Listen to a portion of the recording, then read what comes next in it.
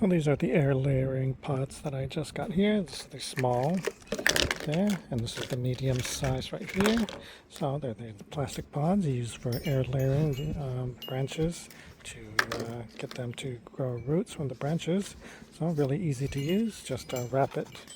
Well, first I guess you fill this with your medium, usually some kind of moss, and then wrap it around the branch, close it up, and then you can, it has this little clasp here, which is really nice, so that locks in place, and then you can use some of the zip ties that it comes with to seal it up, and then add some, make sure it's moist, and then wait a few months, and then your branch should generate some roots. So yeah, a lot of YouTube videos on how to do that, so I'm not going to show you that here.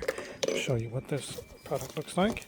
Also comes with some of this like foil or sticker to wrap around your propagation dome there to keep the sunlight out, and then comes with the zip ties as well. So yeah, let me show you what it looks like on the branch. So here's one that I did right here. This is a small size. Just wrapped it around the branch there, covered it with the black sticker there to keep the sunlight off it, and then yeah, just leave it there, wait a few months.